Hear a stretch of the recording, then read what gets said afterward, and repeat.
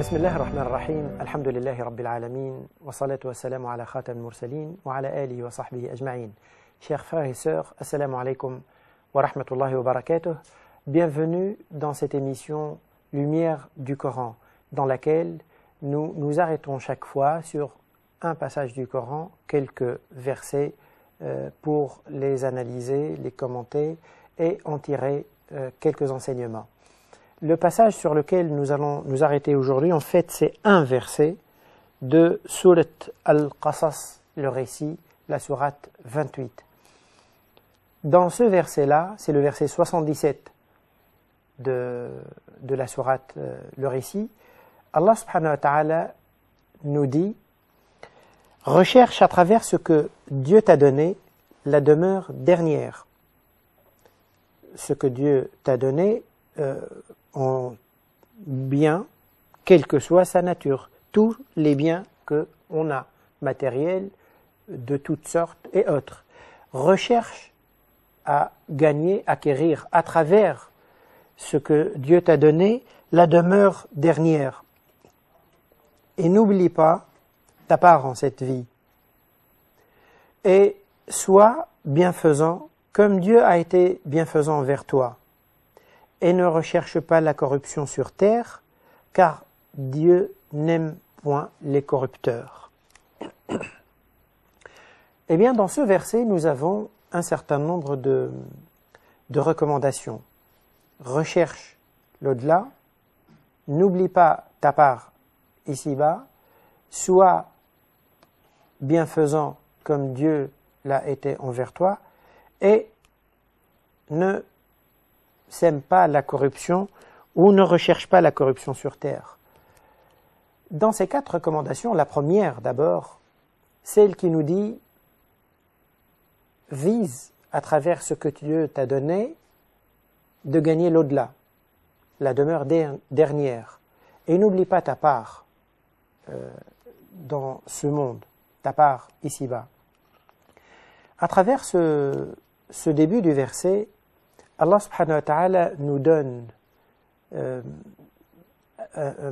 mode de choix clair. Il établit les vraies priorités.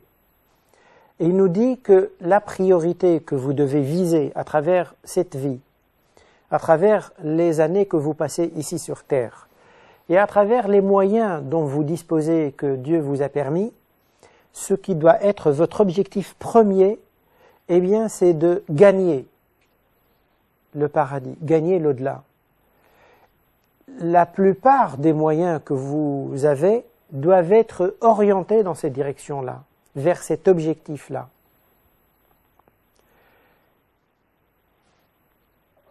D'abord, viser le durable. Aujourd'hui, on parle de développement durable. Là, c'est le bonheur durable. C'est la demeure éternelle.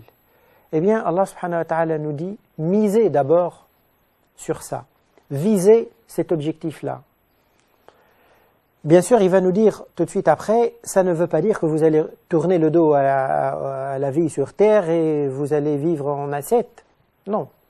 Mais d'abord, en termes de coefficient, de priorité, les choses doivent être claires dans votre esprit et vous devez être lucide et vous ne devez pas vous tromper de priorité. Et même si la planète entière autour de vous fonctionne à l'envers, vous devez fonctionner à l'endroit. Si la planète entière, si l'humanité entière court du matin au soir pour ce bas monde, sachez que le monde fonctionne à l'envers. Et c'est vous qui avez cette boussole, cette information qui vous permet de savoir, de connaître les vraies priorités. Allah subhanahu wa ta'ala nous dit donc d'utiliser tous les moyens que vous avez, de l'argent, des enfants, des diplômes, des études, un travail, tout ce que vous avez. Eh bien, cherchez par quels moyens vous utilisez ces moyens-là pour vous rapprocher d'Allah subhanahu wa ta'ala, mériter sa miséricorde, mériter son pardon et gagner, Inch'Allah, son paradis. Vous savez, je vais citer une petite anecdote réelle de quelqu'un qui, un musulman comme tous les musulmans, dans les débuts de sa vie, à un moment donné, il finit ses études. Il a fait des études de médecine. Il rentre chez lui, il a fait des études à l'étranger, il rentre chez lui au Koweït. Il s'installe, il ouvre un cabinet, il se met à travailler. Quelques mois plus tard, il part en voyage en Afrique. Et là, il a vu des situations d'enfants musulmans qui mouraient, il leur manquait un vaccin qui ne coûte pas plus d'€1, $1 pour lui. Ça l'a bouleversé, ça l'a traumatisé. Il rentre chez lui, mais son esprit est retourné. Et il se met à réfléchir, qu'est-ce qu'il peut faire pour aider les millions qu'il a vus, des pays entiers.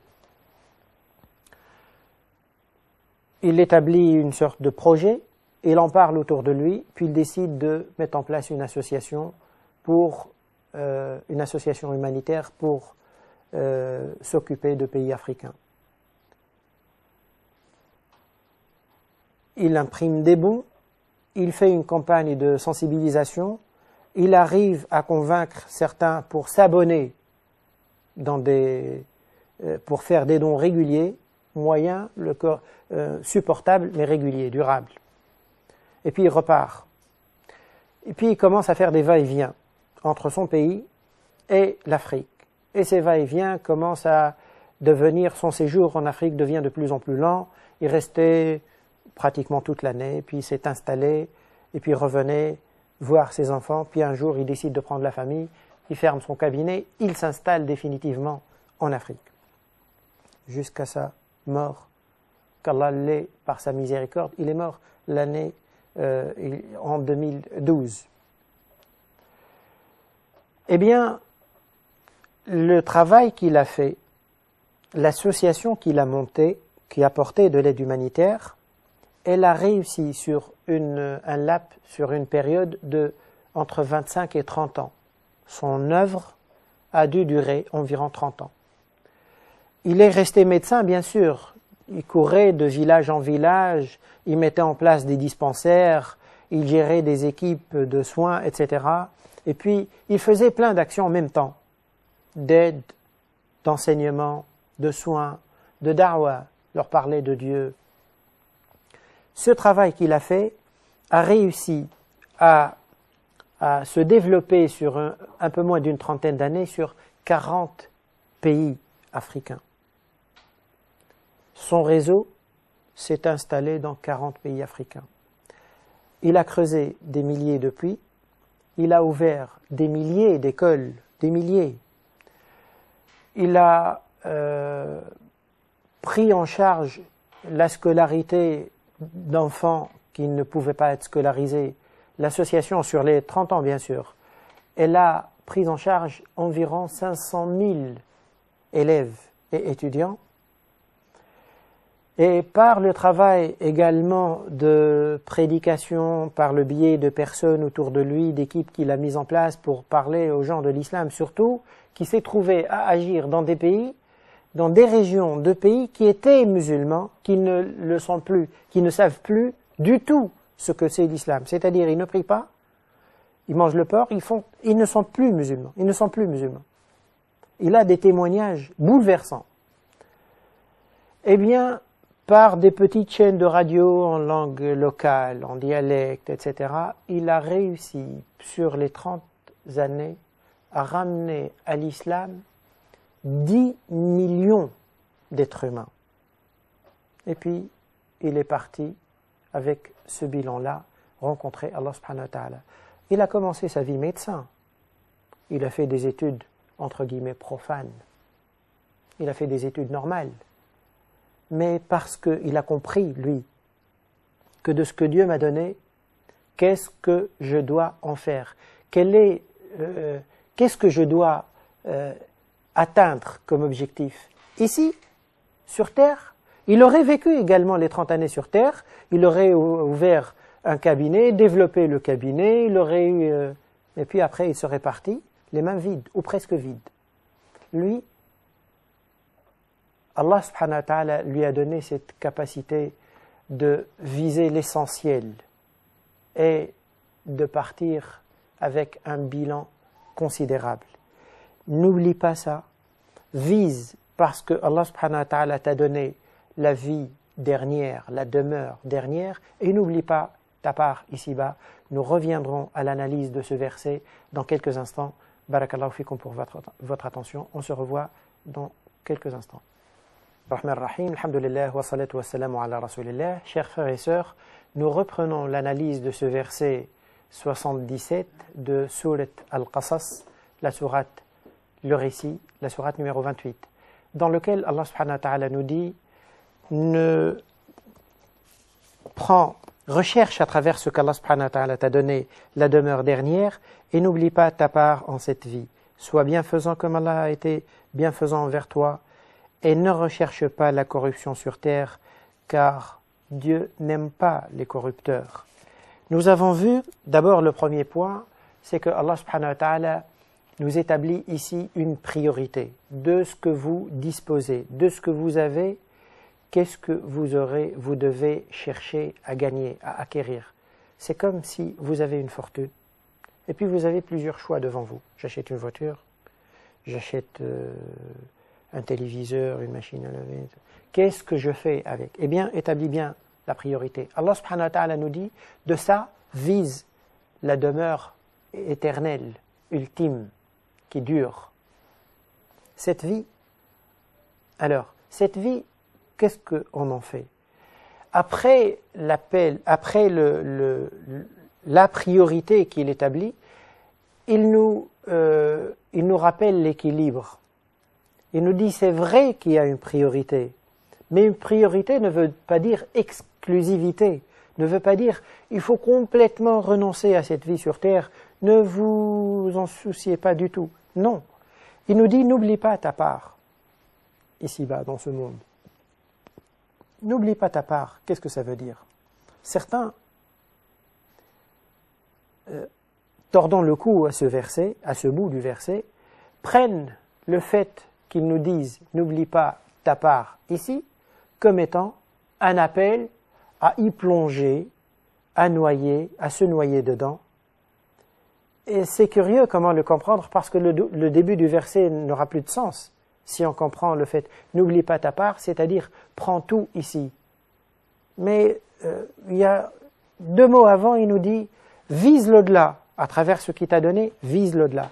Donc lorsqu'il nous dit « n'oublie pas ta part », c'est dans ce sens que, avec la priorité, vous devez également ne pas perdre de vue l'équilibre. Et que Allah subhanahu wa ta'ala nous dit quoi? Nous dit que les biens que nous avons, que l'argent que nous avons, il n'est pas mal en soi. Il ne nous dit pas ça c'est vilain, c'est vil, c'est pas bien. Non, non. Il nous dit que ça, ni'mal malu salih. Il y a une parole du prophète sallallahu alayhi wa sallam dit que l'argent est bien pour quelqu'un de bien. Ni'mal malu salih. Le rajul salih. Parce que c'est un moyen.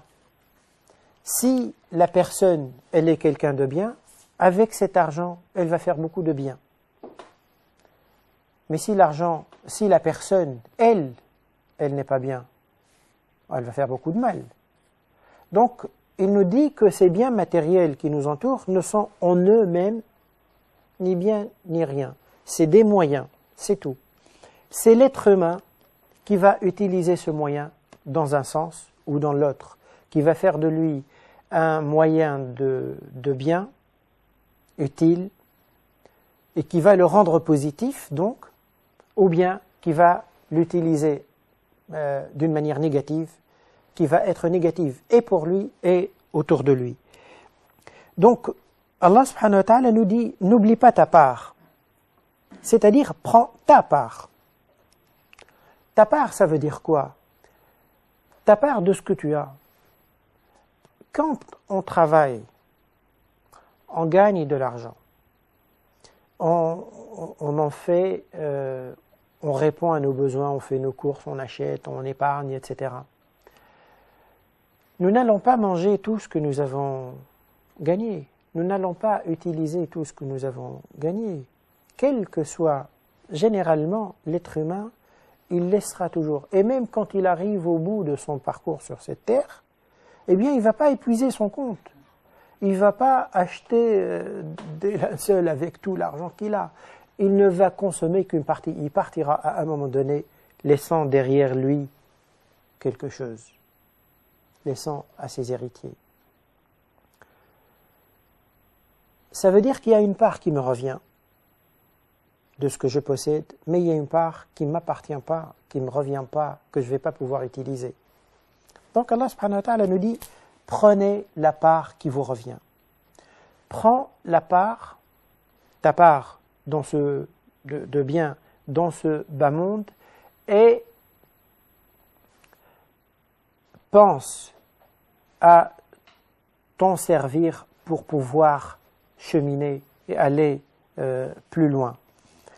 Et puis Allah subhanahu wa ta'ala nous dit par la suite, il nous dit, sois bienfaisant comme Dieu l'a été envers toi. Ahsin kama ahsan Allahu ilayk. Donc vise l'au-delà, n'oublie pas ta part ici et sois bienfaisant. Sois bienfaisant, c'est-à-dire prends de cet argent qu'Allah subhanahu wa ta'ala t'a donné pour donner. Vous savez, à l'époque du prophète sallallahu alayhi wa sallam, il avait une fois égorgé un mouton à l'occasion de la fête du sacrifice. Et puis, il a demandé à sa femme de donner, offrir et donner à des gens qui sont dans le besoin une partie de de la viande de ce mouton. Et puis en rentrant à la maison par la suite, il lui pose la question, lui demandant qu'est-ce qui est resté de ce mouton. Et il lui dit, il nous reste que l'épaule.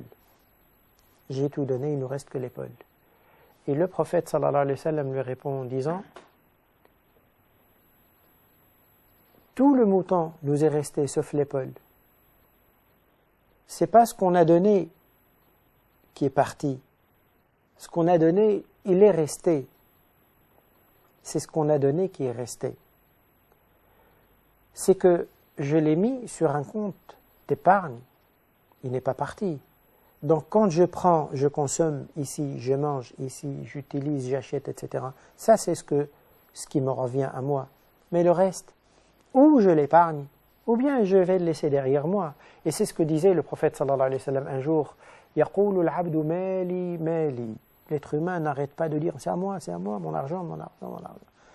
Laysa laka min malik, ce qui t'appartient ou te revient de ton argent, c'est ça. Ma akalta fa ablayt, ce que tu as mangé. Ça, oui. Ce que tu as porté en vêtements. Ma labista fa ablayt. Ou bien, ma tasaddaqta fa abqayt. Ce qui t'appartient, c'est ce que tu as mangé, ce que tu as porté, et surtout ce que tu as donné et tu l'as épargné, que tu vas retrouver. Mais même ce que tu as consommé, il est parti. Mais au moins, tu en as tiré profit ici sur terre. Ce qui va te rester, c'est ce que tu as donné. Ahsin kama ahsan Allahu ilayk. Sois bienfaisant comme Allah subhanahu wa ta'ala l'a été envers toi, parce que Allah subhanahu wa ta'ala peut nous interroger et va nous interroger sur ça. Vous savez, il y a un hadith dans lequel c'est Allah subhanahu wa ta'ala qui nous parle, qui nous dit que le jour du jugement, Allah subhanahu wa ta'ala appellera quelqu'un et il interroge. Il lui dit, Abdi, mon serviteur, istat'amtuk falam tut'imni. Je t'ai demandé à manger et tu as refusé de me donner. Et l'être humain lui dit, Seigneur, comment je te donne toi à manger? Et Allah lui dit, tu ne te rappelles pas, tel jour, il y avait quelqu'un qui t'a demandé à manger. Si tu lui avais donné, tu l'aurais trouvé là aujourd'hui auprès de moi. Istasqaytuka falam tasqini. Je t'ai demandé à boire, tu l'as pas fait. Et il lui pose la même question, il lui dit telle personne t'a demandé à boire. Istat'amtuk, istasqaytuk. Et tu l'as pas fait. C'est que Allah subhanahu wa ta'ala nous dit, Allah il s'est montré bienfaisant vis-à-vis de vous, montrez-vous bienfaisant vis-à-vis de ses créatures. Il y avait quelqu'un de pieux qui avait l'habitude de donner généreusement des récoltes qu'il faisait, il vivait d'agriculture, et il donnait généreusement. Et quelqu'un un jour lui a dit, pourquoi tu donnes autant?